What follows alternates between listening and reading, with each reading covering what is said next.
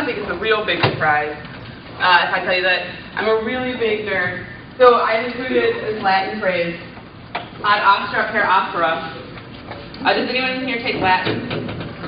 All right, so can anyone attempt translation here? To the stars. To the stars. Through. Difficulty. Through difficulty. Good. Greenhill sitting over here? No, anyone go to Greenhill? This is your motto. It's your school motto. Now just to the stars through difficulty, though. You got to add in the difficulty, right? And I think that politics kind of, it's the emphasis on the difficulty part, right? Because a lot of the technology, okay, if you think about it, what's holding us back from going to Mars? Funding, right? How hard was it for Kennedy to say in 1960 that we will go to the moon by the end of the decade? Was that like really feasible at that time? No. No. And if the Congress were at all like they were today, do you think that would have happened? No. No. Right? Because the amount of funding, the amount of money that they spent on that was just incredible. The question is, what are the motivations for doing things like going to space that are incredibly difficult? But, we have the technology to do a lot of things. We just don't have the funding or the will or the motivation. So it's a question of motivation a lot of times. And I think it's kind of the core question of this topic. When you think about debate topics, you have to ask the question, why is it not happening now? Right? Why has the plan not been done? What does that mean, usually? Inherency, right? So what is the main reason that the Constellation program is not happening now? Funding, but also because Obama doesn't want to do it anymore, right? So when you think about preparing a negative strategy against anything, I know it's silly, think about inherency. Even if you aren't debating in UIL, right? Think about inherency, and think about what are the reasons the plan isn't being done now. And oftentimes, that is political, right? And that proves that the politics is kind of the core negative ground then, right? Those are the reasons, right? There's a pretty good reason we aren't doing some of this stuff. Most of the time, right? It's that it would cost a whole lot of money and nobody really wants to. Alright. So, let's start with Ancient Aliens. Yeah. Who's seen the show? It's really good. Of course, my computer decided to just switch without me. It's okay. It features things such as Mayans. The pyramids were built by aliens. And also King Solomon. There's a theory that King Solomon was visited by aliens. You see him here on some sort of alien craft. And, people such as Aristotle, depicted here, thought a lot about cosmology and how space was constructed. And here's Ptolemy, also had a system. This is it. It's Earth-centric. I don't know why this is doing it. It shouldn't do this, but it's okay. But what I would like to say about all of these different kind of history of space and the astronomy and cosmology through time is that space has always been pretty political. What do you think this diagram here demonstrates? The stars in relationship to Earth-centric. Okay, so who was the person that said this was wrong? Galileo, right? I'm going to call Galileo the first space politics dissad, right? Think about it, all right? What happened to Galileo when he said that the Earth was not the center of the universe? Well, he came on a lot of pressure from the Catholic Church at the time, which controlled pretty much everything, right? So questions of what the universe is and what it's made of and how we get to it are extremely political questions in that they cause big questions of what we do and how humans interact with the world to be relevant. And it's always kind of been that way. But I'm going to kind of skip from Galileo to 1825 in our history. All right, so we're going to skip to this president. Can anyone name this president? John Quincy Adams.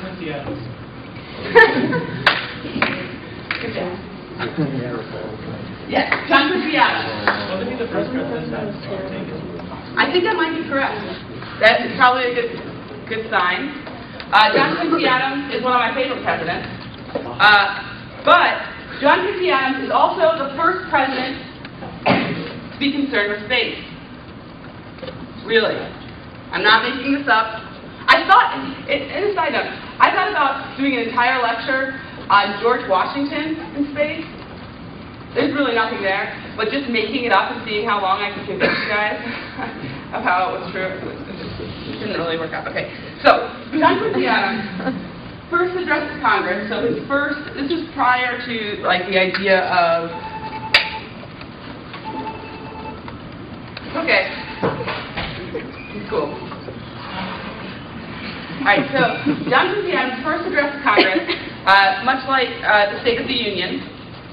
He says the following. He talks about our competitiveness in space observatories with Europe. It's like kind of the core argument of his first, most important address to Congress is that there are observatories in Europe that are doing astronomical discovery, but we're cutting ourselves off from this, and he's got this very nice, the perpetual darkness to our unsearching eyes. He was also very into rhetoric, if you didn't know that. Well, so, why could John Quincy Adams not get Congress to build a space observatory? Because he was weird looking. Good answer. Books actually in modern presidency have become much more important. Our last really bad looking president was probably Nixon, right? Yeah. Nixon, he was a handsome gentleman, right? That's the best you can say about his looks, right? But everyone knows the story about how Nixon lost to Kennedy in '60 because of the debates and how Nixon looked so crazy on TV, and it was the first televised debate. John Quincy Adams did not have to worry about TV, right? Nobody was going to watch him talk. Okay, so he could get away with being pretty ugly. So was Lincoln, right? A lot of our early presidents were not lookers. Now, most of the early Americans maybe weren't either, you know. Okay, so, but John Quincy Adams in Congress in the first space observatory, or, you know, astronomy. They're just wanting to build a big telescope to look out into the sky. This is proof, by the way. Come on. Proof that I can cut a card on anything. All right. I cut a politics card that said that it would require political capital for John Quincy Adams to get a space observatory. Read. Thank you. Thank you. Right? It would in my counterfactual. Yes. Because they didn't actually end up building the space observatory until a little later. The Naval Observatory was the first kind of scientific institution in the United States, or one of the first major ones. Sounds awesome. All right, so history lesson in politics is going to fast forward now to World War II. World War II is really important for the politics of space because it's when a lot of things that we need to have a space program first starts to develop. So, for instance, how do we get stuff to space, LaDonna? How do we get stuff to space? Stuff, matter, how do we get to space? Rockets.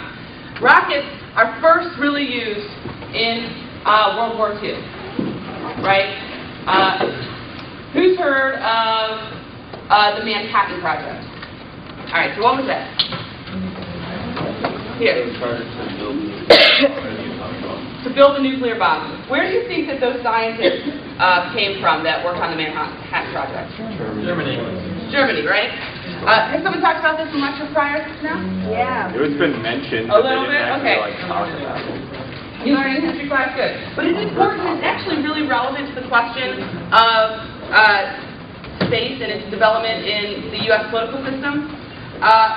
Who here knows, well, who here's seen the movie, oh, yeah, you're right, okay. All right, so let's go to this picture of the rocket.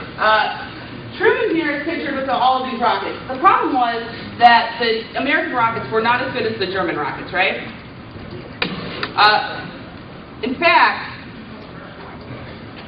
the German rockets were so good that they pretty much devastated Britain. The V-2 rocket devastated Britain during World War II, and we were kind of behind. But the one thing that we were good at was we did get the scientists that were able to do the physics part of the nuclear fusion, and that was at the Manhattan Project. But all of the scientists that were good at rockets stayed in Germany because they were not Jewish. They were not Jewish. The Jewish scientists from Germany came to the United States and built the nuclear weapons. Right? After the war, here's my final image of this. This man, Vernon Von Braun, was one of the German scientists that we got. There was kind of a race at the end of the war to capture all these German scientists who built all these rockets. Here's Von Braun, just proof, with a bunch of SS officers. SS are part of the Nazis. Okay, let's not do any Heil Hitlers. I appreciate the enthusiasm, but kind of inappropriate. All right.